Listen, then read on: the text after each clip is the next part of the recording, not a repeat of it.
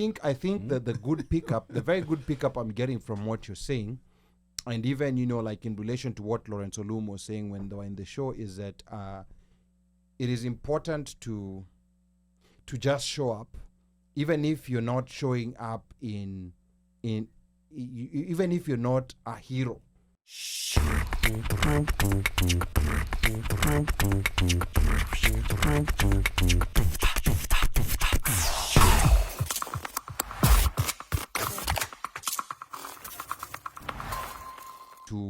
We had an episode with Lawrence Olum, who is a former player in the MLS, had a chance to play for Harambee Stars, is now into coaching.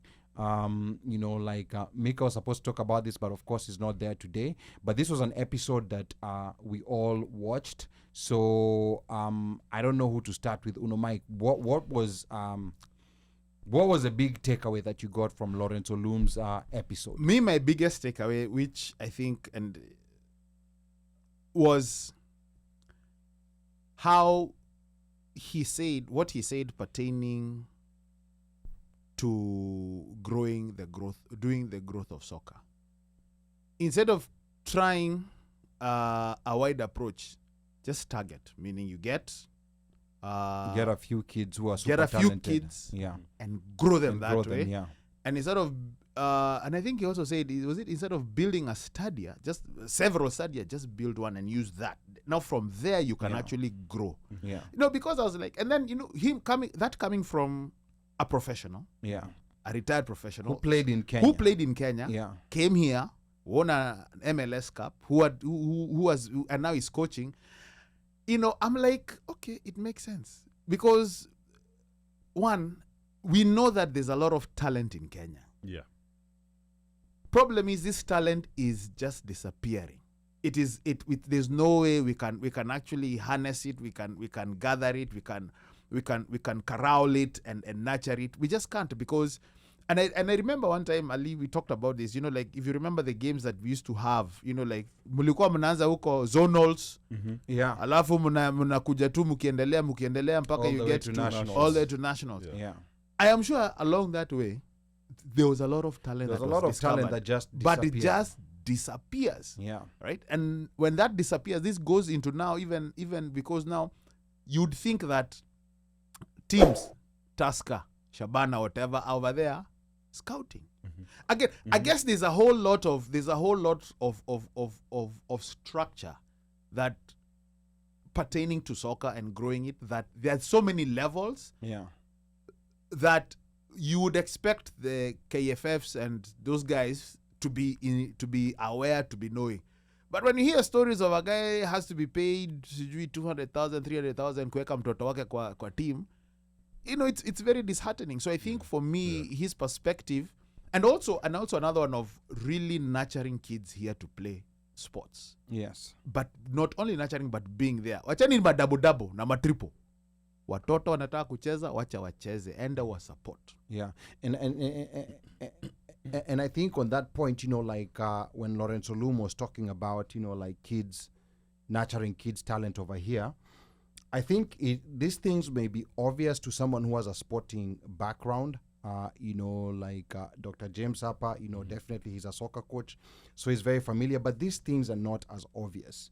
So a parent may have a kid that's talented in a sport, be it soccer, whatever game it is, but they don't know exactly what to do.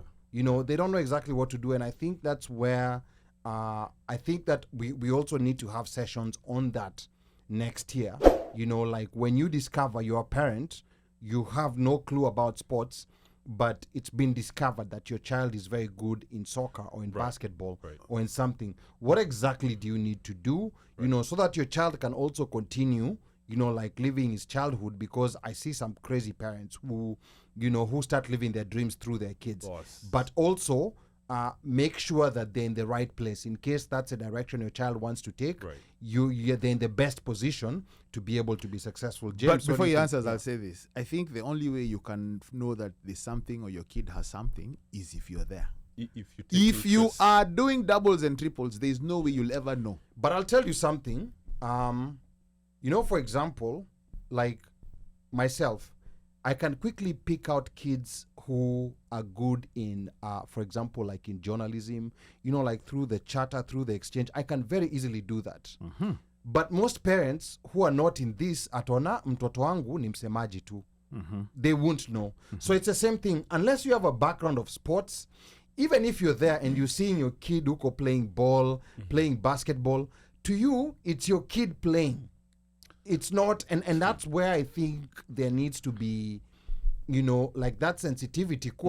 The parent may be present, but they still don't know that this kid has a special talent. And even if they were told he has a special talent, they don't know if where you don't to know go from there. If you don't know, Yeah. I'll say this.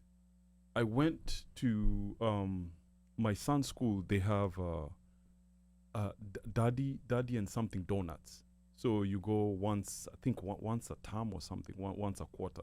So just dads go and you take your sons to school and the principal talks and gives.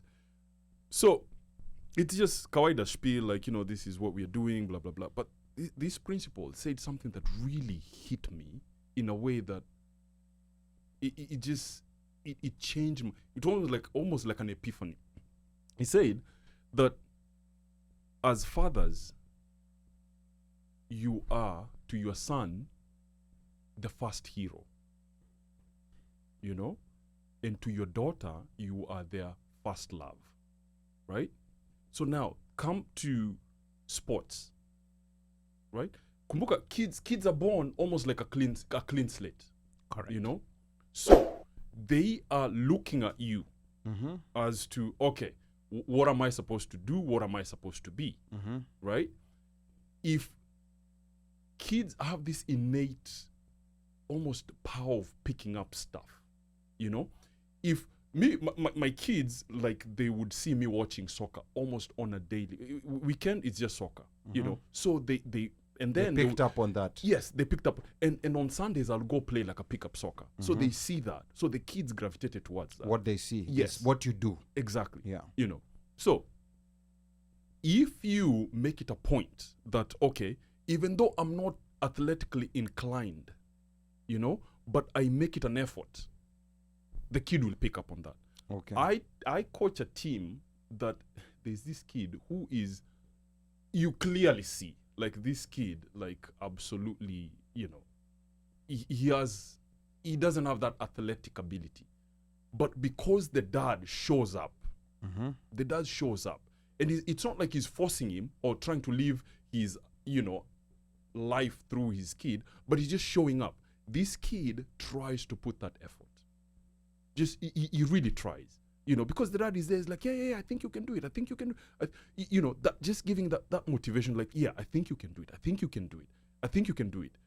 So the kid might not end up being good at soccer. Yeah. But just building that mental toughness that I think you can do it. Yeah. He might or she might end up translate picking up that to something else. Yes. Okay. Or they might get a sport that they end up actually being really good at. Okay. Okay, so as one Mike is saying, like, it's hard to see your kid picking up a sport, or it's hard to see your kid being good at something if you're not there. And I'm not saying, like, like pointing a finger like, oh, if you do doubles and triples, you're a bad parent. No, absolutely not. Like, it's just that we can actually make our kids pick up something, even though I never coached. We were just joking before the show started. I never coached basketball, but I'm coaching 9-year-old girls, and it is a fiasco. It is drama galore. But but my daughter is there and enjoying. Like, I have absolutely no clue what I'm doing, but hey, as long as they're having fun, me, I'm telling them, like, hey, you can shoot, you can do this, you can do this. She's having fun. What did she tell you? What did she tell you to make you coach the girls team? Guilt conscious. She came. She was like, so because you coach, my other two sons' soccer team, you've been coaching them. I need you to coach. Actually, need is a good. She was like, I want you to coach my basketball team. Oh wow. Okay. All right. So I think that the good pickup, the very good pickup I'm getting from what you're saying, and even like in relation to what Lawrence Olum was saying when they were in the show, is that it is important to just show up, even if you're not showing up in even if you're not a hero, Right. you know, like you're not very good, but just show up. But it will build that persistence. Even if your kid is not good at that particular activity, they will use that skill of persistence into something else that they're good at. And I think it's Exactly. important to expose kids to so many different things. I'm one of those people who doesn't support this thing of mwonyeshe tu njia moja, you know, because I see some parents are pushing their kids only in one direction, then mtoi ana grow anasema, oh, by the way, I didn't even like doing this. I don't know whether you guys have been following Snoop's the story of Snoop's son, the one who used to play football.